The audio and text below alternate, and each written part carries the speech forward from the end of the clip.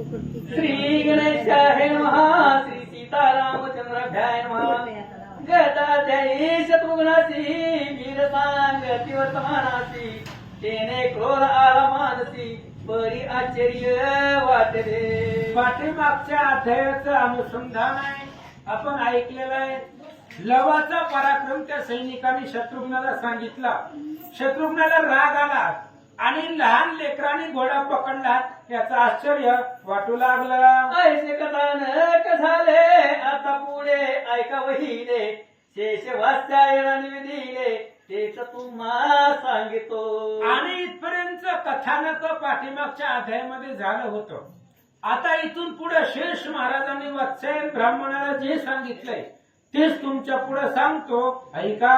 कथा ऐकून वात्सायन शेषा लागी करीत प्रश्न की श्रीरामे सीता लागून अरण्यात सोडिले. आणि त्यावेळेस प्रश्न विचारला वत्सायनानं की लवकुश कधी जन्मले. त्यावेळेस सांगायला सुरुवात केली सीतेला अरण्यामध्ये सोडलं होतं.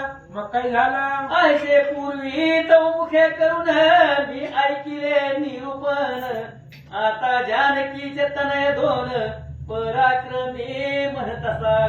आणि वत्सायन ब्राह्मणाने शेष महाराजांना विचारलं. राम अश्वमेध ग्रंथाच्या प्रारंभीला तुम्ही सांगितलं एका 10व्या 8व्या 9व्या अध्यायामध्ये सीतेला वनवासामध्ये सोडलं होतं त्या रजकाच्या परिटाच्या बोलण्यावरनं. मग आता तुम्ही म्हणता की सीतेची मुलं आहेत. मग ही मुलं कधी झाली ती सांगा. तरी कोठे झाले हे पुत्र मनसी कथा गा समग्र तुझ वाचून संशय दूर कोण करील पै माझा. आणि वत्सायनानं शेष महाराजांना विचारलं मग ही मुलं कधी जन्मले. सीतेला ही 2 मुलं कधी झाली त्याचं समूळ कथन सांगा.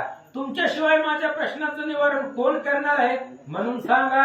ऐसे ऐकून ऋषी वचन शेष सांगे तया लागून श्रीराम सीते वर्तमान बहुत दिन राज्य केले. आणि अशा प्रकारचा प्रश्न ऐकल्याबरोबर शेष महाराजांनी सांगायला सुरुवात केली.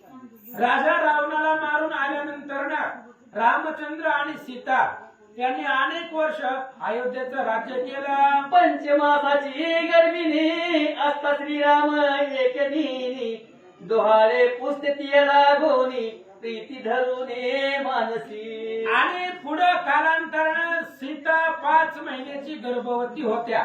त्यावेळेस रामचंद्रांनी डोहाळे विचारायला सुरुवात केली. कारण धर्मशस्त्र ऐसे डोहाळे पुसावे त्यांचे पुरवावे मनोरथ.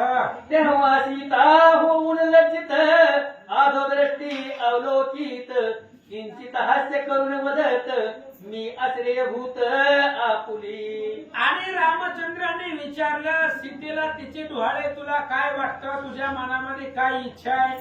त्यावेळेस सीतेनं लाजल्या मान खाली घातली आणि सीतेने सांगितलं तुमच्याच आश्रयाखाली आम्ही आहोत. माते निम्ने काही सकळ इच्छा पूर्ण पाही आपुल्या कर्त सर्व काही प्राप्त आसे मज लागी. त्यावेळेस सीतेने सांगितलं भगवंता तुमच्या आश्रयाखाली असल्यामुळे मला काही कमी नाहीये.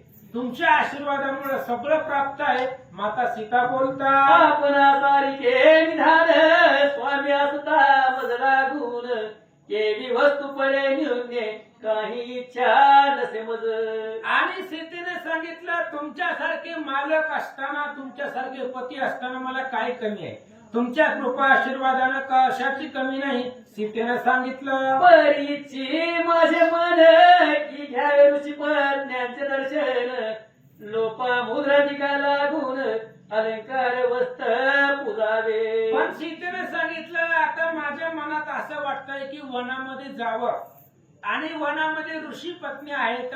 लोपमुद्रा असेल अगस्तींची मंडळी आणि त्या असणाऱ्या ऋषी पुत्रांची ऋषी पत्न्यांची त्यांची वटी भरावी त्यांना वस्त्र अलंकार द्यावं साडी चोळी द्यावी असं मला वाटतंय. दयांचे आशीर्वाद करून आपण सुख लादेल पूर्ण दुजे अशी दिल्या वाचून आपण प्राप्त केली होय. सीतेनं रामाला सांगितलं आपण दिल्याशिवाय भेटत नाही. आपण द्यावं लागतं तेव्हा त्यांचा आशीर्वाद भेटत असतात. त्याच्यामुळे दिल्याशिवाय भेटत नाही ही ब्रीद आहे. म्हणून त्या असणाऱ्या ऋषी पत्न्यांना द्यावं असं मला वाटतं. हेच इच्छा असे माते आणखीन मागे आपणाते ऐसे ऐकून भाषणाते राम संतोष पावले. सीतेने सांगितलं मला एवढंच अपेक्षित आहे, मला बाकी काही नको. असं रामानं ऐकलं. काय करता मग वरते झाले तेसी ऐके मम वचनासी तू धन्य वल्लभ असासी उचित इच्छिलेसी तू आता. आणि सीतेचं बोलणं ऐकलं. ऐकल्याबरोबर रामचंद्राला आनंद वाटला. खूप सुंदर अशा प्रकारचं डोहाळे आहेत तुझे. साधू संतांचं ऋषी पत्नींचं पूजन करावं असं वाटतं. भगवंत बोलतात उदयिक प्रांत काळाच्या ठाई तुझ झाली तो वनी पाही मनोरथ पूर्ती सर्वही तया स्थानी पावत. रामचंद्राने सांगितलं आता रात्र झाले. त्याच्यामुळे आता एवढी रात्र अयोध्येच्या असणाऱ्या राजमहालामध्ये काळ म्हणली विश्रांती घे आणि उद्या सकाळी सकाळी सूर्य उगवल्याबरोबर तुला वनामध्ये सोडतो. तुला ऋषींचं दर्शन घ्यायचंय म्हणून सोडतो असं रामचंद्र बोलतात. संतोष उनी ऋषी पत्न्यासी आशीर्वादात पावसी सत्यमाने मम वचनासी येई झळकरी परतुनी. रामाने सांगितलं सकाळ सकाळ तुला लक्ष्मणाबरोबर पाठवतो. जा ऋषी पत्न्यांची भेट घे, त्यांची ओटी भर, त्यांचे आशीर्वाद घे, ऋषी लोकांचे आशीर्वाद घे आणि पुन्हा महागारी ये. ऐसे तेचे समाधान करीती श्रीराम आपण व मध्यरात्र प्रसंगी झान काय वर्तले ते ऐका. अशा प्रकारचे सीतेला रामचंद्र समजावून सांगत होते. तेवढ्या वेळामध्ये मध्यरात्रीला काय घडलं ते ऐका. श्रीरामे तुता लागुनी आज्ञापील होते ते दिनी की नगरा माझी राहुनी तुम्ही रात्री फिरावे. मग रामचंद्राने सीतेला डोहाळे विचारण्याच्या आधी काही असणारे 5-6 सेवक त्यांना सांगितलं होतं तुम्ही गावामध्ये चक्कर टाका, अयोध्या नगरीमध्ये जावा आणि गुपचूप ऐका कोण काय काय बोलतंय. कारण नवा राजा अयोध्येचा राम ही नवीन राजा आहे. मग नवीन राजाबद्दल लोकांचं काय मत आहे हे जाणून घेण्यासाठी 4-5 लोक रामचंद्रांनी पाठवली होती. राहून या ग्रहाबाहेरी श्रवण करा गुप्तद्वारी कि मज लागी कैसे उत्तरी नगर जन बोलती. रामचंद्रांनी त्या असणाऱ्या आपल्या दूतांना सांगितलं होतं नगरामध्ये जावा, प्रत्येकाच्या दरवाजा बाहेर उभा राहावा आणि लोक काय बोलतायत, माझ्याबद्दल बोलतात, सीतेबद्दल बोलतात, लक्ष्मणाबद्दल किंवा कोणाबद्दल काय काय बोलतात, लोकांच्या मनामध्ये काय आहे सगळं ऐकून मला सांगा. श्रवण माझी स्तुती करीती कोण मजसी निंदिती कवण माझी भक्ती करीती कोण अभक्त हे पाहावे. आणि रामांनी त्या दूताला सांगितलं तुम्ही नगरामध्ये जावा रात्रीच्या वेळेला. कोण माझी भक्ती करत असेल, कोण मला नावही ठेवीत असेल, कोण माझी अभक्ती करत असेल, ही सगळं पहा. कोणाच्या मनामध्ये काय काय माझ्याबद्दल विचार चक्र चालतंय ह्याचा शोध घेऊन मला सांगा. आईची आज्ञा ऐकून 6 दूत चोरा परी जाऊन ऐकत घरोघरी भजन होत स्तुती करती रामाची. आणि अशा प्रकारचे 6 दूत रामचंद्राने अयोध्या नगरीमध्ये मध्यरात्रीला पाठवले होते. आणि ती 6 दूत निघाले तर प्रत्येक घरामध्ये रामचंद्राचं स्मरण कीर्तन भजन चालू दिसलं. एके धनिकाचे ग्रह भीतरी सकळ शोभा असे साजिरी तेथे पुत्रासी घेऊन मांडीवरी माता बोले तया ते. आणि एकाच्या घरी ते असणाऱ्या दूतांनी पाहिलं की आईनं आपल्या मुलाला मांडीवरती घेतलेला आहे आणि काय म्हणते, अरे बालकाई चक्रप्त दुग्ध पीर भूत पुनर्पी न होय ऐसे प्राप्त तुझ लागी कदापि. आणि ती आई आपल्या लेकराला बोलत होती म्हणले दूध वगैरे पी, कारण पुन्हा नाही, पुन्हा भेटतंय नाही भेटतंय काय सांगावं असं संवाद चालू होता. याचे कारण ऐक आता रामराजा माझी तत्वता कवना जन्म नसे मागुता मग स्तन्य प्राप्ती केवी होय. आणि ती आई आपल्या लेकराला सांगत होती दूध आताच काय प्यायचंय ती पिऊन घे, कारण हे रामाचं राज्य आहे आणि रामाच्या राज्यामध्ये जन्म आणि मरणच नाही, पुन्हा जन्म नाही. त्याच्यामुळं मग आताच काय असेल ती बालकाचा आनंद करून घे असं आई म्हणून सांगत होती. सांगते तुझसी की तृप्त करी दुग्धेसी पुनरपी मातेची अकुशी तू न जन्मसी कदापि. म्हणून आता असणारं दूध प्राशन कर. आपल्या लेकराला आई बोलते पुन्हा तुला जन्म भेटणारच नाही, कारण राज्य रामाचं आहे. रामचंद्र अयोध्येचा राजा आहे आणि राम राज्यामध्ये पुनरुपी जन्म नाही. त्याच्यामुळं आनंद उपभोगून घे असं संवाद चालू होता. सीता वल्लभाचे नाम वदनी जे जन घेती अनुदिनी तया लागी मृत्यू भोनी पुन्हा जन्म न होय.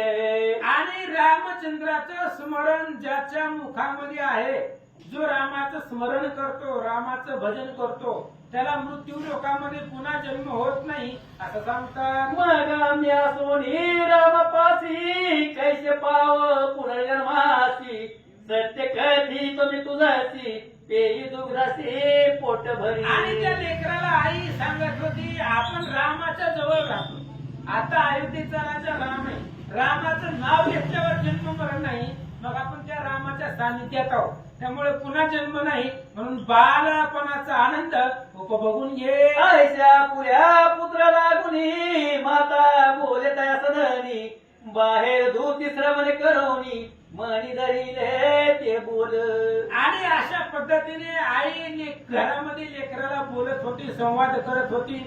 बाहेरचे जे रामचंद्राने पाठवलेले दूत होते त्यांनी ते ऐकलं आणि ऐकल्याबरोबर तैसेच तुझ्या सदनी जाण त्रिपुरुष पलंगी बैसोन करीत तांबुलादी भक्षण पतिव्रता काय वदे. तसंच दुसऱ्या घरामध्ये ते दूत गेले आणि दुसऱ्या घरामध्ये पाहिलं. रात्रीच्या वेळेला जेवण झाल्यानंतर ना पती आणि पत्नी पलंगावरती बसून पानाचे विडे खात होते. मद लागी हो प्राणनाथ आपण कैसे भासता समर्थ जैसे धीश सीताकांत अयोध्यानाथ श्रीराम. आणि पलंगावरती बसल्याबरोबर पत्नी आपल्या नवऱ्याला बोलू लागली, म्हणली स्वामी तुम्ही मला कसं दिसता, जसं अयोध्येमध्ये राजा राम आहे तसं सुहास्य वदन सुंदर त्या रामासारखं दिसू लागला. कमला सारी घे जयच नयन हस्ती अयोध्ये शोभायमान गण साम सुहास्य वदन मदन मनोहर रामजो. जसा राम आहे, सुहास्य वदन आहे, आकर्ण आहे, तर अशा प्रकारे धनुष्यबाण आहे, किरीट कुंडल आहे, तसं तुम्ही दिसू लागला. तैसे तुम्ही दिसत मजसी ऐसे वदे आपल्या पतीसी तेन आवडले त्याच्या मानसी म्हणून बोले प्रत्युत्तर. आणि अशा प्रकारे ती पत्नी बोलल्यानंतर ना तिने सांगितलं की रामासारखं तुमचं स्वरूप दिसतंय, पण ती नवऱ्याला पटलं नाही. त्यामुळे तो काय बोलतो ऐका. कांते तुझे वदसी ते योग्य असे तुझसी पतिव्रताच्या मानसी ऐसेच वाटे निच्छे. आणि त्या पतीने सांगितलं पत्नीला तुझ्या मनामध्ये जे आहे ते योग्यच आहे, कारण पतिव्रतीला तिचा पती परमेश्वराच भासावा दिसावा तसं तुला वाटतंय, तसं तुझ्या पद्धतीने योग्य आहे असं तो बोलू लागला. परी मी केवळ मानव झालं श्रीराम असे ईश पूर्ण मी तुच्छ कीटका समान तो भरलासे सकळ भूती. आणि नवऱ्यानं पत्नीला सांगितलं तुझी इच्छा तुझ्या दृष्टीने बरोबर आहे, कारण पत्नीला पतीही परमेश्वर असावा, तुला मी रामासारखा दिसतोय पण मी राम नाही. राम कुठं आहे, जगाचा मालक आहे तो, तिन्ही लोकांचा देव आहे तो राम, आणि मी कीटक आहे, त्या रामापुढे किडा मुंगी सारखा मी सामान्य जीव आहे असं तो पती पत्नीला बोलू लागला. समाधी देव दया समिती भक्त जन दया गाती सवित्या पुढे खाद्यता प्रती गवनावर सागपा. आणि पतीनं पत्नीला सांगितलं रामचंद्राची माझी कुठं बरोबरी करायली, तुझ्या दृष्टीने बरोबर आहे पण ती माझ्या दृष्टीने योग्य नाही. राम तिन्ही देवाचा मालक आहे, स्वामी आहे, आणि त्याची बरोबरी माझ्या बरोबर होणार नाही असं सांगतात. केसरी पुढे जंबक गरुडा पुढे जे मशक इंद्रा पुढे जैसा रंक तैसा राया पुढे विधान नदीपती आणि ओहोळ सुरतरू आणि बाभुळ विप्र आणि चांडाळ कैसे समान होतील पै हिरा आणि गारगोटी उपजती क्षितीच्या पोटी परी न्याहाळून पाहता दृष्टी सत्य मिथ्या निवड होय परिस आणि पाषाण दोन्ही दिसती समान परी परिस करी सुवर्ण लोह लागी क्षण मात्रे ज्ञानी आणि मूळजन पाहता दिसती समान परी ऐकता भाषण निवड होय तयाची सुवर्ण तोलिता गुंजा समान परी मोलान पावे जाण उदार आणि कृपण कैसे समान म्हणावे तैसा राम केवळ कसळ मी मानव रूपी पामर तयासी वंदिती सुरासुर हरावया भूभार अवतरला. अशा पद्धतीने राम ईश्वर आहे, जगदीश्वर आहे आणि मी सर्वसामान्य मानव आहे. त्यामुळे माझी आणि रामाची बरोबरी होत नाही असं तो बोलू लागला. जयाच्या चरण स्पर्श करून शिळणारी झाली जाण तया रामाचे मद लागून साम्यता कैसी साजेल. आणि त्या पतीनं आपल्या पत्नीला सांगितलं तू माझी आणि रामाची बरोबरी करते पण ती योग्य नाही. अरे त्या रामाच्या पायी दगडाला लागला तर दगडाची बाई झाली, त्या दगडाचा उद्धार झाला ही त्याच्या चरणामध्ये सामर्थ्य आहे आणि आम्ही काही सर्वसामान्य जळजीवा होत असं बोलू लागला. ऐसे ऐकून पतीचे वचन प्रेमे दिधले लिंगन इतके पाहून तेथून दूत गेले स्वस्थानी. अशा पद्धतीने पत्नीचं बोलणं पतीचं बोलणं ऐकलं, आनंद वाटला, आलिंगन दिलं, दूतांनी बाहेरच्या ते ऐकलं, निघाले. एके सात्विकाचे आग्रहा लागून दूते आईचे ऐकून पतीचे वचन प्रेमी दिले आलिंगन इतके पाहून तेथून दूत गेले स्वस्थानी. एके सात्विकाचे ग्रहा लागून दूत पाय छिद्रातून तव पतीसी मंचकी बैसवून कामिनी वदे मधुरोत्तरी. आणि त्या दूतांनी पुढे पाहिलं, एक सात्विकाच्या घरामध्ये स्त्री पलंगावरती बसली होती. काय म्हणते, या उत्तम शेजवरी शेण करावे प्राणेश्वरा चंदनादी सुगंधनानी परा अंगालागी चर्चिते. आपण आयसे पुण्यवंत असती ते आयशा सुखाचे भोगीते जे राघवा पराडमुग होती भोग तयासी अप्राप्ते. हे सर्व रामकृपेचे लेणे आपणा प्राप्त झाले जाणे मद सारख्या स्त्रियासी भोगणे हे सकळ देणे राघवाचे. आणि ती स्त्री आपल्या मालकाला बोलत होती चंदन वगैरे आहे हे सगळं रामाची कृपा आहे म्हणून आहे, रामाचं स्मरण आहे, रामाची कृपा आहे म्हणून सर्व ऐश्वर्य सिद्ध आहे असं बोलू लागले. चंदनादी सुगंधिक पदार्थ पुष्पशय्या मृदू बहुत राम कृपेन होय प्राप्त हे अनर्थ न वदे मी. तिने सांगितलं चंदन असेल, सुगंधित पदार्थ असतील, फुलांची असणारी मृदू त्या ठिकाणी आरोवार असेल, ही सगळं रामाच्याच कृपेने भेटतं असं सांगते. जे राम भजन न करीती तैन होय अन्न प्राप्ती जुदेने प्राण लावू पाहती लागती पंथी मृत्यूच्या. आणि जे रामचंद्राचं स्मरण करत नाहीत ते असणारे नरकाला अधोगतीला जातात असं सांगतात. मग वस्त्रभूषणादी कोठून ऐसे ऐकून स्त्रियेचे भाषण पतीसी आनंद झाला पूर्ण म्हणे वचन सत्य तुझे. आणि त्या स्त्रीने सांगितलं रामाचं भजन जे करत नाही त्यांना अन्न भेटत नाही, मग वस्त्र अलंकार कुठून येतील.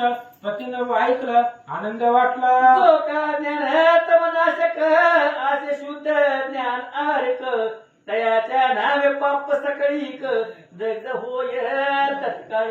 आणि जो अशा प्रकारचा असणारा रामचंद्र आहे, शुद्ध ज्ञानाचा सूर्य आहे, त्याच्या नावाने सगळी पाप जळून जातात. अग्नी जैसा शुद्ध स्वज्वळ किंवा शांत चंद्र निर्मळ तैसा असे हातामाल नीळ सर्व गुणी सारखा. आणि त्याने सांगितलं अग्नी प्रखर तेजस्वी असावा, शीतळ चंद्र दिसावा, तशा प्रकारचा राम सर्वाला समान सारखा आहे असं संवाद करतात. तू ओळखीलासी राम पूर्ण म्हणून स्तुती करीसी दान धन्य कांते तुझ समान दुजी नसेल भूम मंडळी आणि त्यानं सांगितलं तू राम पाहिला, रामाचं वर्णन करतोय, राम डोळ्यानं बघितलं, तुझ्यासारखी भाग्यवान तोच. तुझे अन्य जन्मीचे पुण्य म्हणून ओळखीले से राम लागून आता तुझे सकळ अज्ञान हरपले जाण सत्यची. पतीनं पत्नीला सांगितलं तुझं अनंत जन्माचं पुण्य एकत्र झालं आणि तू रामाला पाहिलं. रामाला पाहिल्यामुळे तुझं सगळं अज्ञान संपलं असं सांगतात. सकळ भोग आणि विलास क्षण मात्रे जातील यास म्हणून जोडणे अक्षय सुखास मग जन्म मरण पुन्हा न ये. आणि त्या रामाचं दर्शन झालं की सगळे सुख तुच्छ वाटतात आणि राम दर्शनापुढे जन्म आणि मरण संपलं जातं. आयशा कुणी वचनाते आनंद झाला दूत मनाते मग राम नाम स्मरण पंते आपुल्या स्थानी चाविला. आणि अशा प्रकारे बाहेरच्या दूतांना ही घरातल्या रामचंद्राचं विषयीचं बोलणं ऐकलं, आनंद वाटला, पुढे निघाले. तुझ्या पाहे राहुल गुप्त तो एक सभ्य ग्रहस्थ घेऊन आपुल्या कांते प्रत सुवर्ण मंच की वैस. आणि पुढे ही सगळं मध्यरात्री दूतांचा प्रवास आहे. 3-4 घरामध्ये गेले आणि आता पुढच्या घरामध्ये गेल्याबरोबर पती पत्नी पलंगावरती बसले होते. हरी राम कथा गायन तव कांता बोले पती लागून आम्ही जन्मोनी धन्य झालो अयोध्ये माझारी. आणि त्या पती पत्नी बोलत होते, बाहेरनं दूत ऐकत होते, आम्ही धन्य आहेत कारण अयोध्येमध्ये जन्म भेटला आणि राम राजा भेटला, यामुळे आपण भाग्यवान आहोत असं ते संवाद करतात. अमुता राजा रामचंद्र जया पुढे तूचे देवेंद्र सकळ प्रजेचे कराव्या भद्र करुणा सागर अवतरला. आणि ती पती पत्नी बोलत होते, आमचं आपलं भाग्य खूप भाग्यवान आपण आहोत.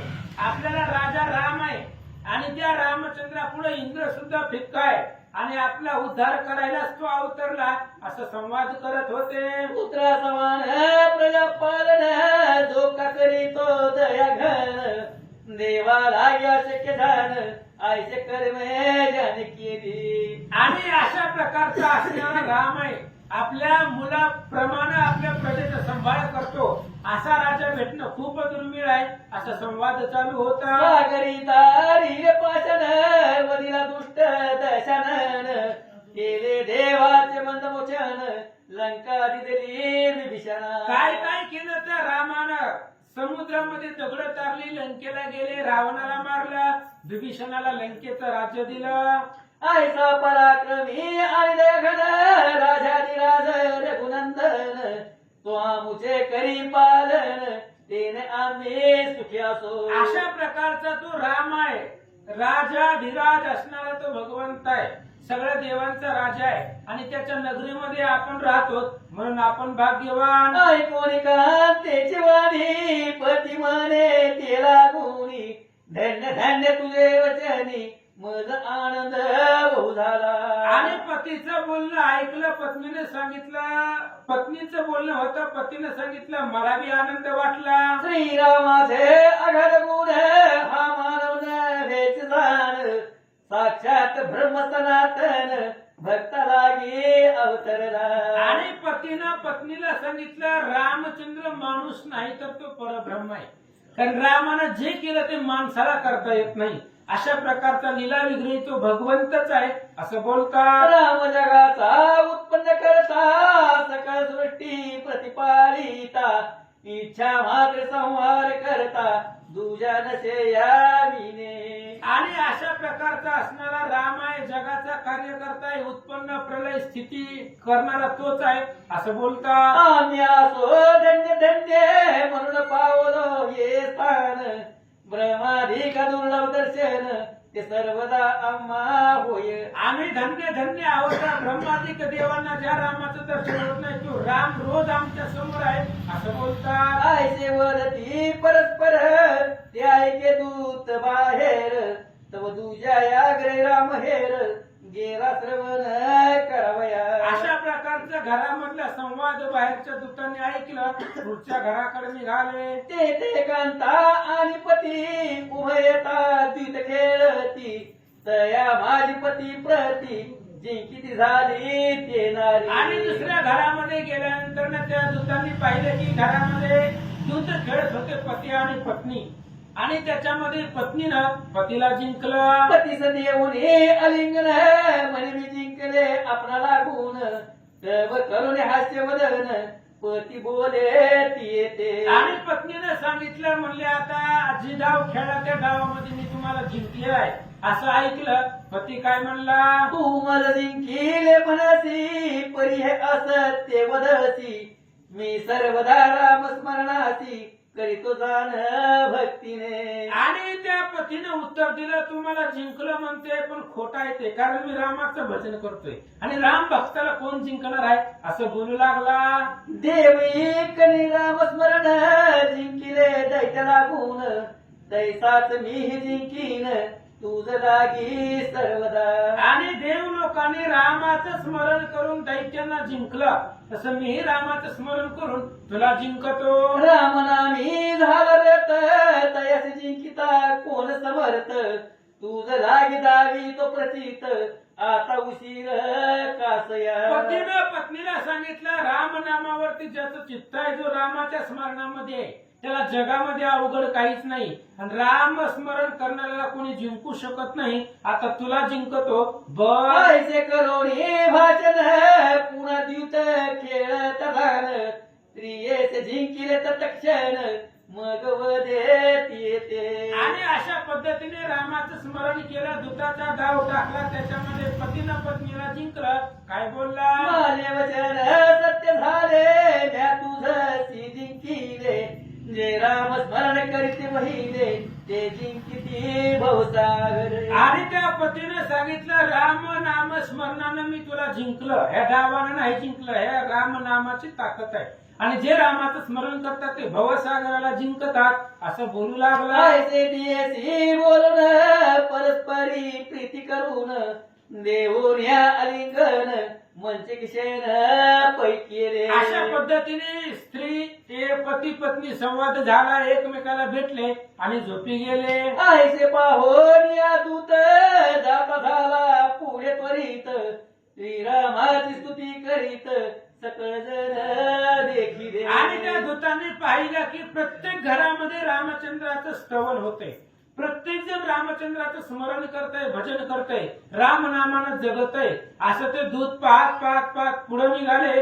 पुढे काय पाहिलं, तव एक दूत रजक द्रोही जो जाऊन या पाही, तव तो स्त्रियेचे मन न राही मम ग्रोही क्षण एक. आणि रामचंद्राने जी 6 दूत पाठवली होती त्यातला एक दूत गेला, एका रजकाच्या घरी गेला, आणि तो आपल्या पत्नीला बोलत होता, माझ्या घरामध्ये राहू नको, परग्रही राहणे तुझ आवडे, तरी यावे मज पुढे, ऐसे वधून रोकडे मारिती धबधबा. आणि त्या रजकाने सांगितलं, तुला दुसऱ्याच्या घरी राहायला आवडतंय, त्यामुळे माझ्या घरी राहू नको, दुसऱ्याच्या घरी आतापर्यंत राहिली तिकडे जाऊन राहा, म्हणून त्या स्त्रीला तो मारू लागला. तव ते पाहुणी रजक माता म्हणे पुत्रा ऐक आता, आपुल्या घरी आले असता कातीसी मारितो. आणि त्या रजकाची आई त्या रजकाला बोलू लागली, बाबा लेकरू घरला आलेला आहे, आणि त्या लेकराला का विनाकारण मारायला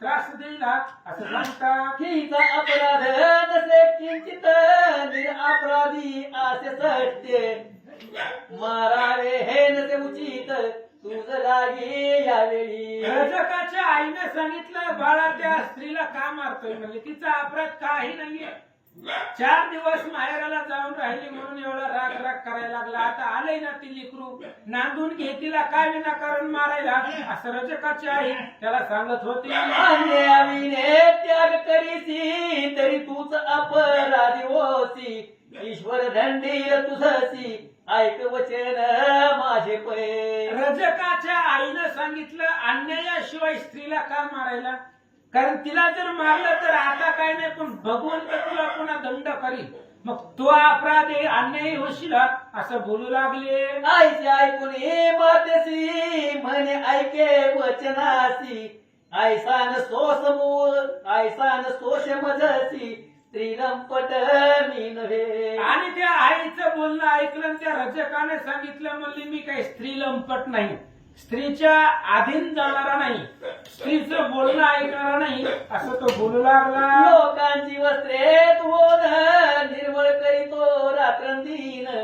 आयशा आम्हा तेलांचन नसावे जाण कदापि. त्या रजकाने सांगितलं आम्ही लोकांचे कपडे धुतो आणि लोकांच्या कपड्यांचा मळ घालवतो, त्याच्यामुळे आमच्या चारित्र्याला लागलेला मळ आम्हाला चालणार नाही असं तो रजक बोलू लागला. रावणे नेले सीतेशी राघवे आणि निग्रहासी. तैसे न सोसे आम्हासी थोरासी साजे ही गोष्ट. आणि त्या रजकाने सांगितलं त्या रामाने केलेलं चालतंय काही बी, आपण चालत नाही कारण तो राम राजा आहे आणि मोठ्या लोकांना काही बी करून खपून जाते. आपलं बारक्याचं चालत नाही, उघडकीला येते. आता ती राम राजा आहे, त्याला कोण बोलणार आहे कसं जरी वागला तरी. त्या रामाची बायको अशोक वनामध्ये रावणाच्या राक्षसाच्या घरी 6 महिने राहिली. रामानं काय विचारलं का, तिला डायरेक्ट घरामध्ये घेतलं. ती मोठ्या लोकांचं आहे, त्यांनी केलेलं चालतंय, आपण बारके आहोत, आपण केलेलं चालत नाही असं रजक बोलू लागला. राये जरी अन्याय केला तरी न्यायच पाहिजे म्हणीला. बरी ईश्वर तयाला शिक्षा करील निश्चय. आणि त्यावेळेस त्या रजकाने सांगितलं तू रामही काही बी करू शकतो आणि त्या राजाने केलेला जो अन्याय असू द्या, ती अन्याय असलं तरी ती राजासाठी न्याय असते. राजाला कोण बोलणार आहे, तो स्वतंत्र आहे. पण बघून तर बघून घेईन, त्या रामाला काही दंड करायचं ते देव बघून घेईन असं तो बोलू लागला. परग्रहासी जाऊन जी स्त्री राहिली निशंकपणी. तेच मी आपुल्या सदनी येऊन देई सर्वथा. आणि त्या रजकाने सांगितलं मी काय त्या रामासारखा नाही, 6 महिने दुसऱ्याची घरी आपली बायको ठेवायची आणि पुन्हा तिला घरामध्ये घ्यायचं असं मी नाही, स्त्री लंपट नाही असं तो बोलू लागला. ऐसे ऐकून ये वचन दूत झाला क्रोधायमान. म्हणे हा रजक दुर्जन याची शिक्षा करावी आता. आणि अशा प्रकारचं बोलणं ऐकलं ते बाहेरच्या दूतानं ऐकलं, त्याला राग आला. म्हणले आतापर्यंत प्रत्येक घरामध्ये रामाचं भजन चालू होतं आणि मूर्ख आहे म्हणले रजक, ह्याला आताच्या आता जाऊन मारावं. हा एवढा राग त्या दूताला आला. ऐसे आणून मानसी ऐसे आणून मानसे पाय जावया मारावयासी. तव स्मरणी राम अज्ञतयासी टिकवनान मारावे. आणि त्या दूताला रागाला आताच्या आता जाऊन त्या रजकाला मारावं म्हणून निघाला. पण आठवलं रामाने सांगितलं होतं फक्त ऐकून घ्या, कोणी बी बोलू द्या, मला नावं ठेवू द्या, काय बोलायचं ते बोलू द्या, कुणावरती हात उचलू नका अशी रामाची आज्ञा त्या सेवकाला. मग विवेके करून क्रोधाचे केले सातवन. मग चालीला परतोन आपल्या स्थानी जावया. मग विवेकानं बंधन केलं, रागावरती नियंत्रण ठेवलं आणि पुन्हा रामचंद्राच्या दर्शनासाठी तो निघाला. तव तुझे हेर 5 जण मार्गी भेटले तया लागून. एकमेकाशी वर्तमान पुसती जण वदतीत. मग हे जे 6 जण रामानं पाठवले होते ते प्रत्येक जण आपापल्या घरामध्ये नेमलेल्या गल्लीमध्ये जाऊन घरामध्ये जाऊन पाहिलं आणि 6 जण ही जी काय रजकाच्या घराचं भाषण ऐकून जो आला त्याला ही 5 जण भेटले. 6 जण एकत्र झाले आणि विचारली कोण काय म्हणत होतं. रजके रामासी निंदिले हे 5 तेने कथिले. ऐकून आश्चर्य मानिले तया दूती ते धवा. आणि त्या रजकाच्या घराच्या बाहेर ज्यानं ऐकलं होतं त्यानं 5 जणांना सांगितलं की एक रजक आहे तिथं घर आहे आणि ती रामाची निंदा करते, मी माझ्या कानानं ऐकलंय असं 5 जणांना सांगितलं. त्यांना बी आश्चर्य वाटलं. मग बोलती तयासी हे श्रुत न करी रामासी. क्रोध येईल तया मानसी तेने अनर्थ होईल. 5 जणांनी त्या 6व्या दूताला सांगितलं आपण सगळं आम्ही जी बघितलं ती सांगतो रामाला, पण तू जी बघितली ती सांगू नको, कारण असं जर ऐकलं तर रामाला राग येणार आहे. सीता राणी आहे आणि त्या राणीबद्दल कोण काय बोलणार आहे, त्याच्यामुळे तू असं रामाला सांगू नको, हे विषय सोडून दे नाहीतर रामाला राग येईल. ऐसा विचार करून म्हणी आपुल्या स्थानी जाऊनी. निद्रा घेतली साही धनी प्रांत काळापर्यंत. असं म्हणते ही 6 जण निम्या रात्री आपापल्या घरी गेले आणि सकाळपर्यंत ते आपापल्या घरी झोपले. ऐसे कथान कवर्तले शेषवाच याला कथेले तेची श्रोती आणि वेदिले विस्तारून यथामती. अशा प्रकारचं कथानक झालं. 6 दूतांनी अयोध्या नगरीमध्ये फिरून माघारी आले. कोणी काही बोललं नाही. फक्त एका घरामध्ये रजकानं परिटानं रामाला नावं ठेवली आणि ती असणारी 6 जण आपापल्या घरी आली, झोपले. इथपर्यंतची कथा विस्ताराने सांगितले. पुढीला द्यायच्या रसी बोलावून सभेसी राम पूसतील व्रतांतासी ते कथानक होईल. आता पुढच्या अध्यायामध्ये ही 6 जणाला रामचंद्र बोलावून घेतील आणि 6 जणाला विचारतील, मी तुम्हाला रात्री काम सांगितलं होतं प्रत्येक घरामध्ये जायला, मग कोण कोण काय काय माझ्याबद्दल बोललं सांगा. रामाश्वमेध ग्रंथ पावन ऐकता होय समाधान श्रीराम कृपाळू होऊन भवसागरी तारिल. म्हणून राम अश्वमेध ग्रंथ परम पावन आहे. जो ऐकल त्याला रामचंद्र कृपा करून तारून घेऊन जाते. तरी श्रोते संत जन ऐकोत भावार्थे करून दत्तरास कर जोडून वारंवार हेच मागे. इथे श्री पद्मपुराण पाताल खंडे शेषवाध्यायन संवादे रामाश्वमेधे पंचशतोमध्याय श्री सीतारामचंद्रार्पणमस्तु. कुंडली श्री ज्ञानदेव तुकाराम पंढरीनाथ भगवान की जय. प्रभु रामचंद्र भगवान की जय. पवन सुत हनुमान की